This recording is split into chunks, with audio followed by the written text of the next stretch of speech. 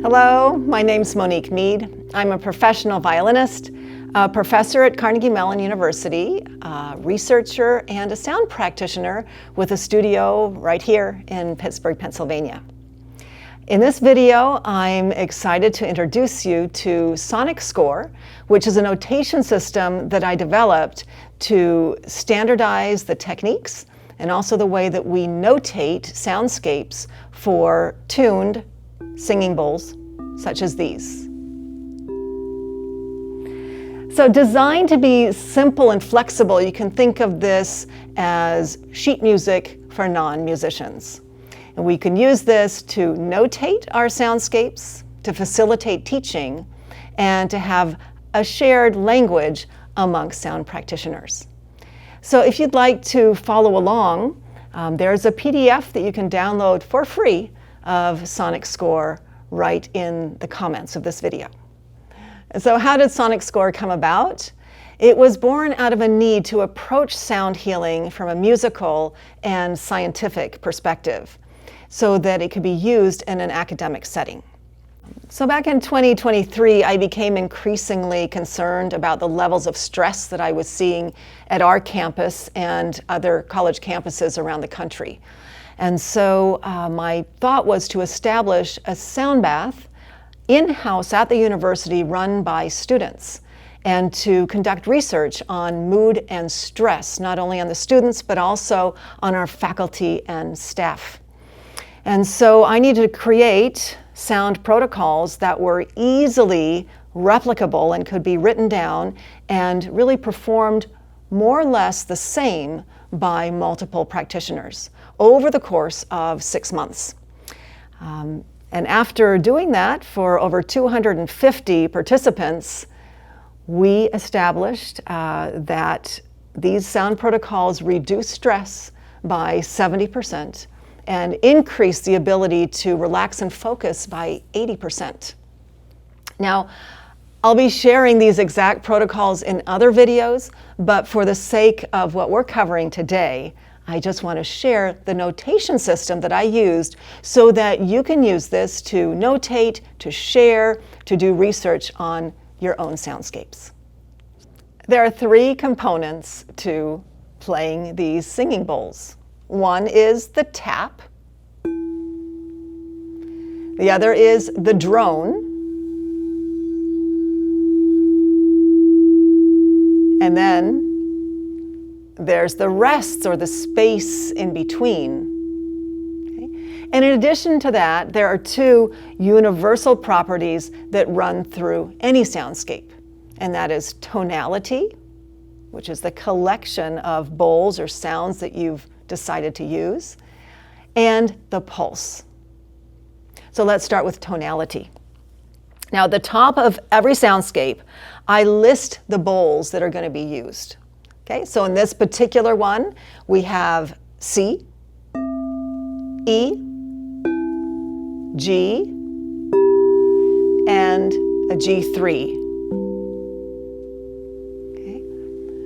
Now, normally when you buy singing bowls, they're all 4th octave bowls. That means that it starts with C, that's middle C on the piano, and it goes up C, D, E, F, G, A, B. I also like to use bowls that are lower than middle C, and those are called 3rd octave bowls, and so that's why they have a 3. The other element that underlies every soundscape is a sense of pulse or tempo. Now, because the purpose of sound healing is to induce and maintain relaxation, the default pulse that I have come up with is just 60 beats per minute. So 1 beat per second, and that is the equivalent of a resting heartbeat. This slash represents 1 resting beat, or 1 second in time. But for prolonged rests, we just put them in parentheses like this. So this denotes 5 pulses or 5 seconds of rest in between notes. We'll revisit this and I'll show you some examples when we get to the taps. Now that we're clear on tonality and pulse, let's explore taps in all its variations. So I default to two things on taps. One is the black mallet that you see here. That's a tap. 2, 3, 4. And it has inherently 4 beats. Okay? That allows the bowl to bloom and fade, and it follows the natural resonance of the bowl. So it'd be 1, 2, 3, 4. 2, 3, 4. Okay. The white mallet that you see here is twice as long. That indicates a count of 8. So in this sequence from Grounded Belonging, you can follow along. We start with a basic tap. C, 2, 3, 4. C, 2, 3, 4. G, 2, 3, 4, 5, 6, 7. Repeating. C, C,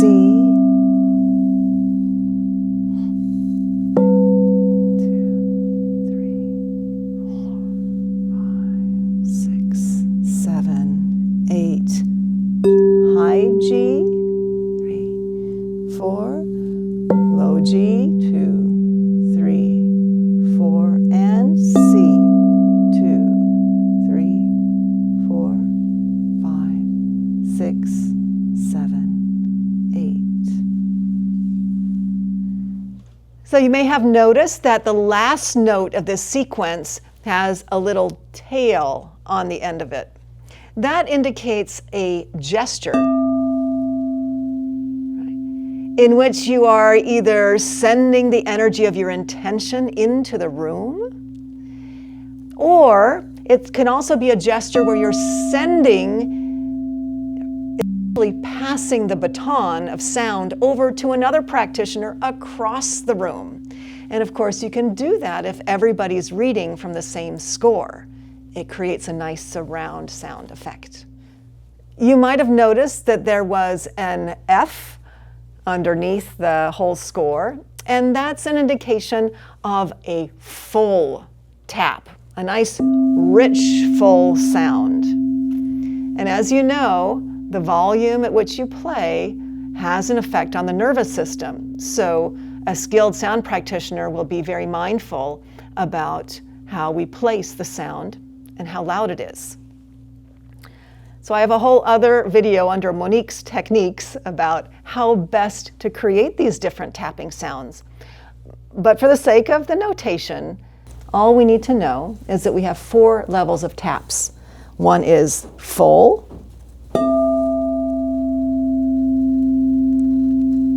the next is medium,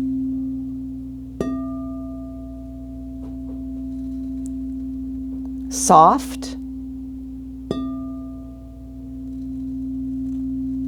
and super soft.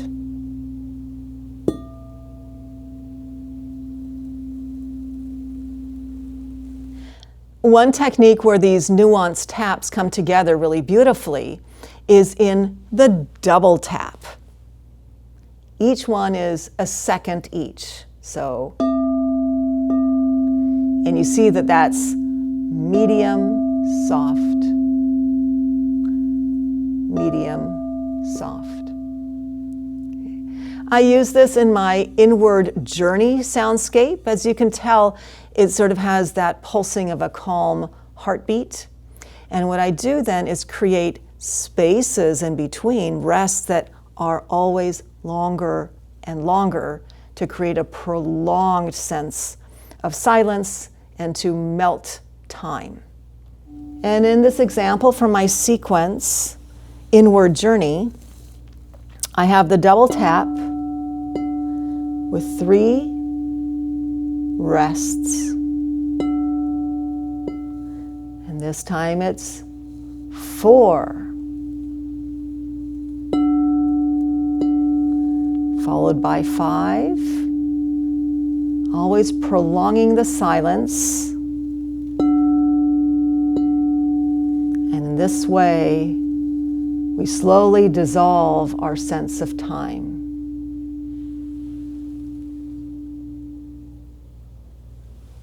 As we create soundscapes, sometimes we want to have that underlying security of measured taps, repeating patterns.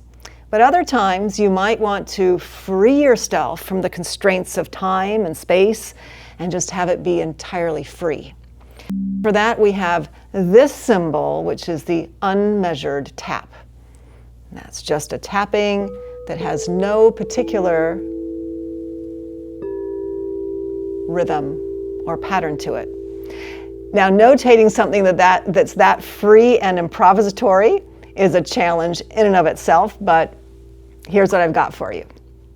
As you'll see in this example, we have two sets of bowl families. The first is this one.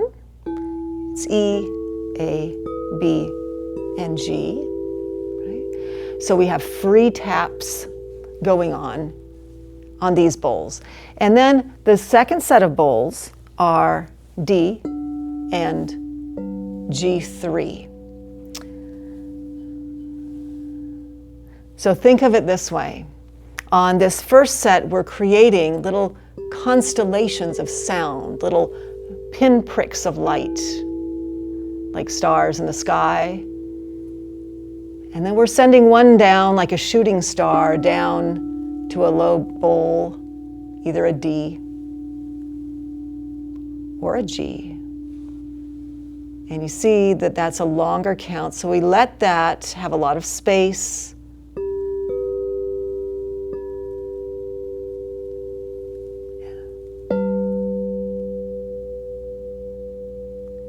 And that pattern gets repeated several times.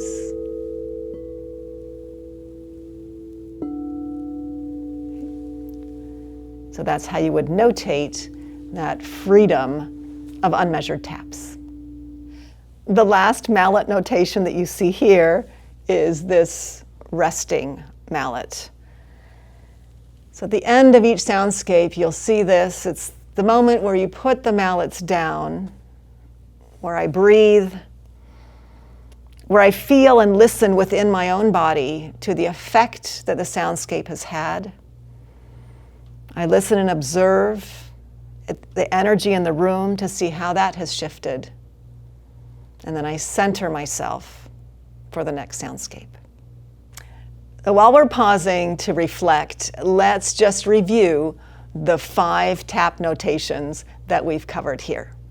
So there's the basic tap that defaults to 4 counts. There's a long tap defaulting to 8 counts. Then we have the double tap, which is 1 count each. And then we have the unmeasured tap that's just free of all constraints of time. And we have the gesture, the tap and send, that either sends energy into the room or passes the baton to another player. On top of that, we have 2 universal principles. One is that of tonality, or the family of bowls that you've created to create a certain sonic flavor.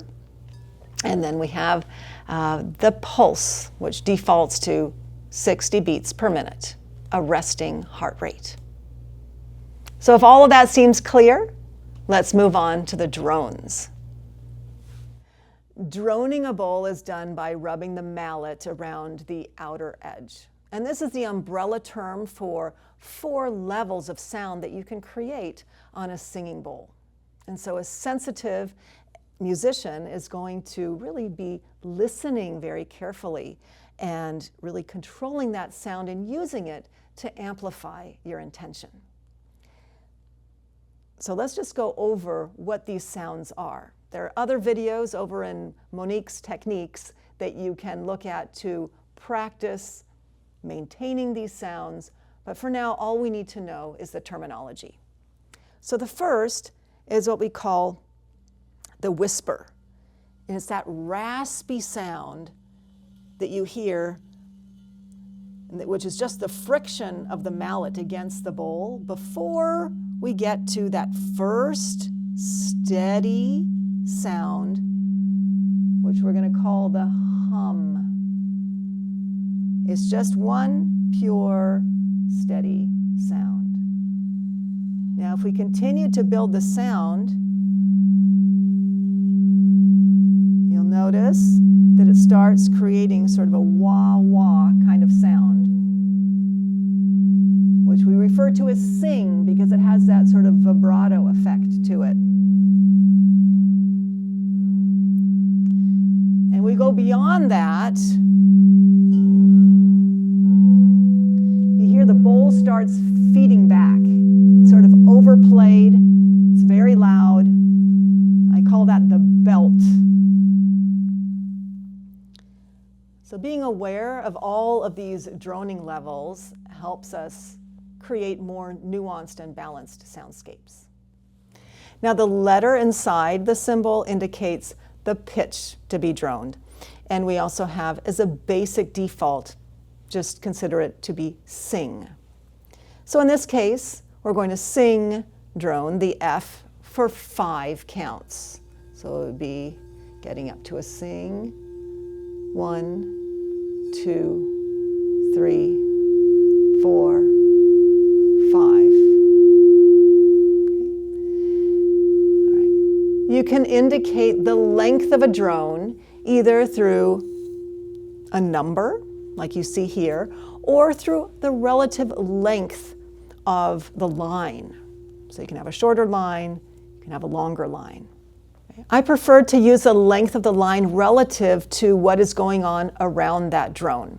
So in this example from Grounded Belonging, you see that we are humming a C drone softly while we're doing measured taps above it. E, 4, E, 2, 3, 4, G, 2, 3, 4, 5, 6, 7, 8. We repeat that pattern. 3, 4, 2, 3, 4, 2, 3, 4, 5, 6, 7, 8.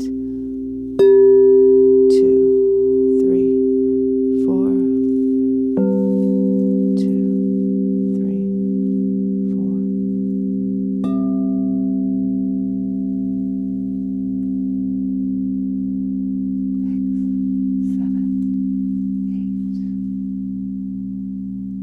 And now here is an example of drones that is unmeasured and more improvisatory.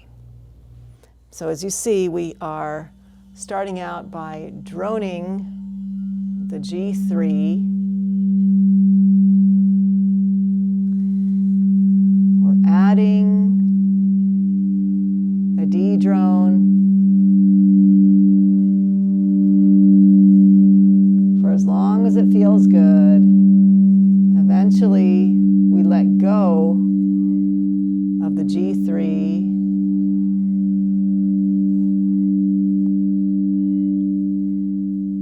And then we add the koshi chimes. And that's the symbol for the koshis.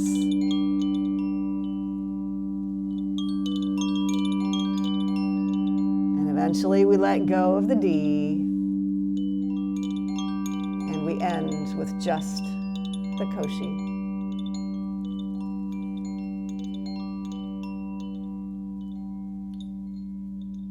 Now let's get to the redrone. Now in a redrone, this happens when you're going back to a bowl that already has a vibrating surface. That may happen because you've just tapped it and now you're going to drone. It's what we call a redrone. Or you may have just droned it, gone to drone another bowl, and then come back to it. So anytime you're coming back to a bowl that's already vibrating, we call it a redrone, and we want to approach that with a mallet already in motion so we don't get any sort of ricochet or feedback from it. Now in this example from my soundscape inward journey, we have a double tap followed by a redrone, 2, 3, 4, double tap again, redrone, 2, 3, 4, 5, and so on. In this next example, we're droning D and A. So you see the D just has a regular drone symbol because I'm starting from nothing. And then I'm droning the A. Now when I come back, it's a redrone because that bowl is still moving.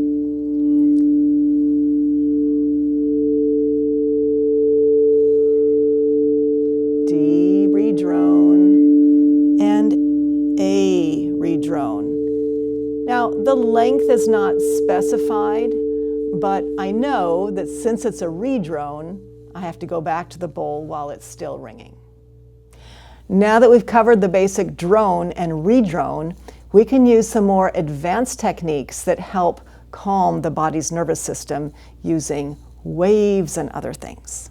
So let's move on. The wave is a controlled crescendo and decrescendo of a note. You can think of it as the surge and ebb of an ocean wave, the expansion, the contraction of breath, or the swell and the softening of emotion. All of that is very human. So it goes like this. In this example, we go from a hum up to a sing.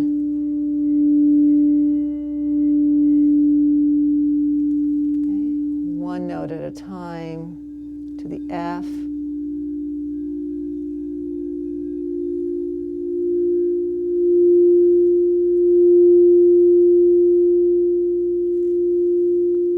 To the E.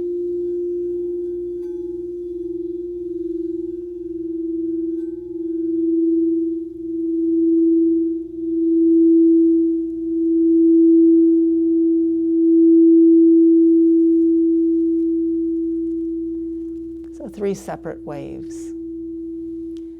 You could also underscore these waves with a deep ocean drone.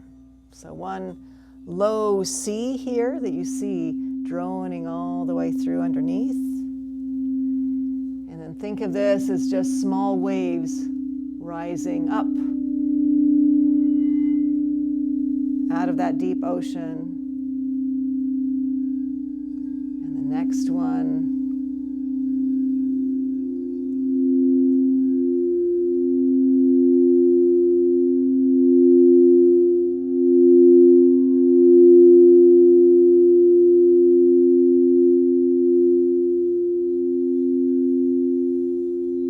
And the last, the E.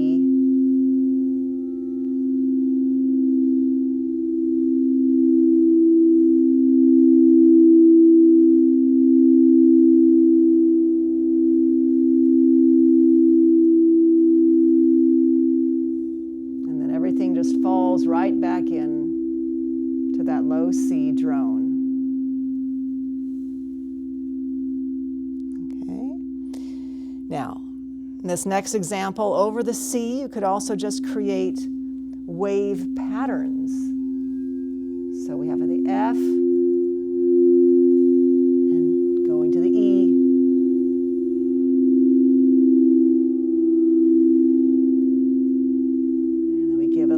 Space to settle,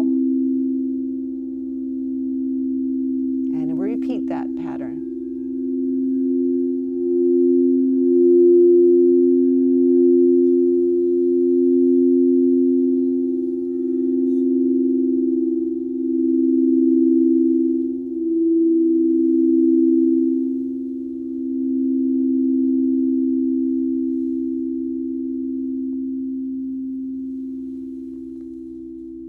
Those are your wave drones. Now, a more active version of the wave is what I call the seesaw. So just like the seesaw on the playground, you have one volume that's really high while the other bowl is low, and then it goes back and forth and switches like that. So it's very dramatic. Now you could notate it in waves like this, but I prefer this more simplified seesaw representation. And for that, it requires a particular technique. That technique is going around the rim of the bowl rather quickly and releasing the bowl with a lot of speed so it rings out. And this way you just build the volume really quickly. And then you go back, re-droning that bowl and releasing it.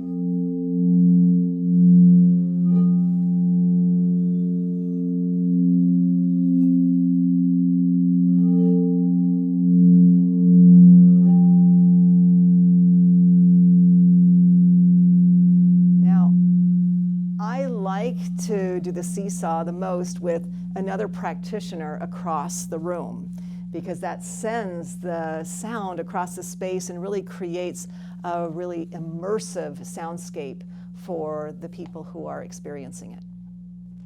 Now let's talk about the pulse symbol. Now bowls naturally create a pulsing sound, and this has to do with the physics of the bowl and how it rings. Each bowl has 4 nodes. And nodes are places where it's still, where it actually doesn't ring. And the spaces in between are called antinodes, and that's where there's the most vibration. And so as these changes in pulse go around, we naturally hear this sort of wah-wah or singing sound. Now pulses also happen when bowls interact with other bowls. Those pulses are also known as harmonic beats. So listen here.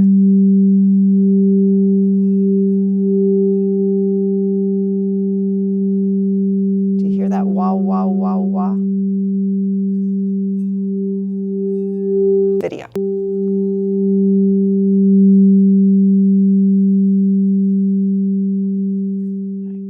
So those are harmonic beats. I bring in another bowl.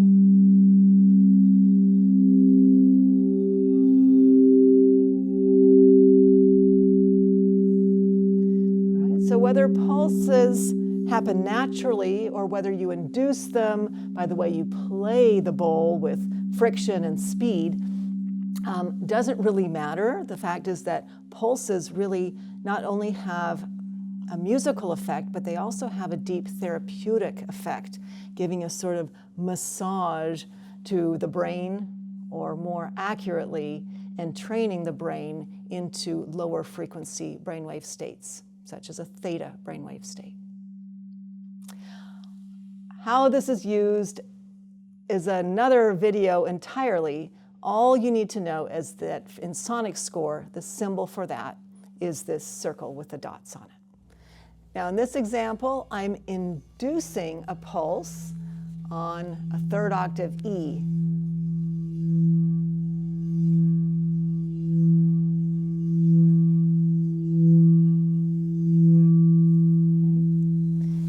And in this next example, I am droning a 3rd octave C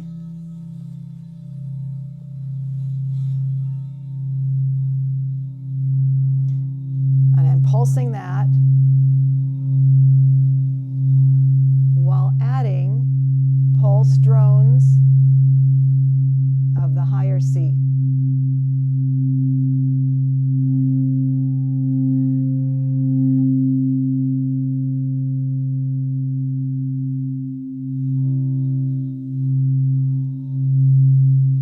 Lower C, adding the higher C.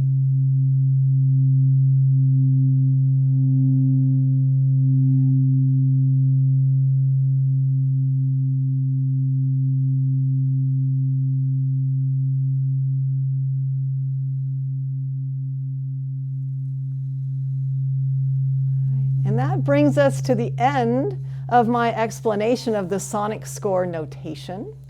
Again, if you'd like to download it, there's a free link in the description.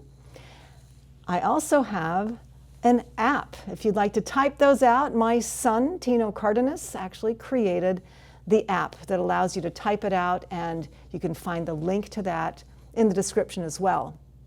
If you'd like to listen to any of the soundscapes I've created, Beckonings is my new CD. Feel free to listen to that album anywhere where you stream your music.